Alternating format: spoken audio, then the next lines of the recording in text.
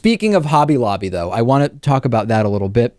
This past Saturday, thousands of people across the U.S. pledged their support for the religious rights of Hobby Lobby and of corporations in general by going to Hobby Lobby to buy, I guess, trinkets and other types of items that they think they need based on consumer culture or something like that. And in a show of solidarity with the 3.3 billion revenue company, Hobby Lobby, that's involved in a Supreme Court case right now, shoppers went and they bought Easter crafts and wreath making tools, and they posted pictures to Facebook.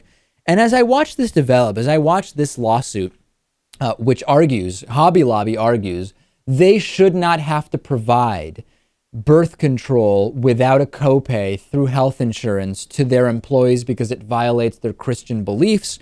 And they also don't want any policies that would allow coverage for abortion or abortion pills or anything abortion related. The hypocrisy of this is so ridiculous.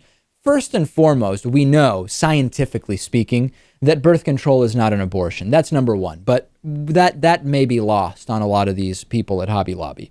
But that's not really what I want to talk to you about today.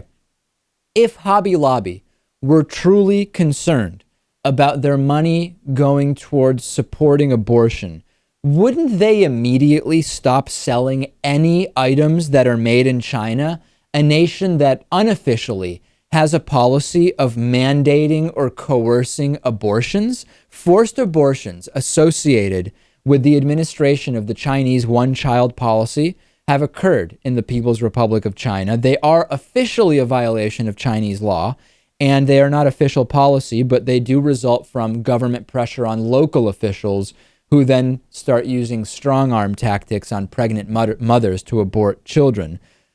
By some estimates, last year, China forced about 130,000 women to have abortions.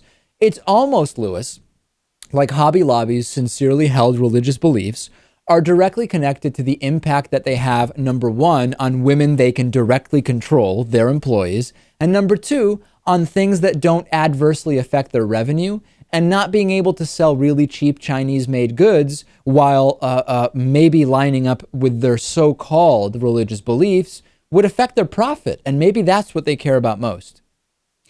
I'm willing to bet that, yes, profit is what they care about most. But, I'm kind of starting to realize that we have this culture in the U.S. among the religious and the religious fundamentalists. And the whole thing is kind of like a pageant. And you kind of have to be as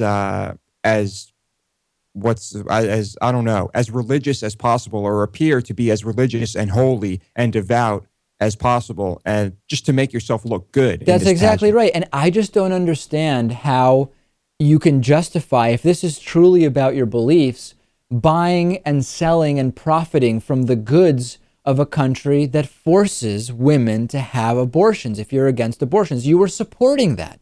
Give me a break. I walked by a Hobby Lobby the other day in a mall, actually. It looked completely heinous in there. I mean, just everything inside was so depressing. Even the lighting, like the hue of the lighting inside of the Hobby Lobby I walked by was a depressing sight. Yeah, of course, back where we're from, I don't believe there were any Hobby Lobbies, but now being No, that's where it was, Lewis. That's exactly where it was. It was actually back in Massachusetts. Was it really? Yeah, it was just absolutely ridiculous.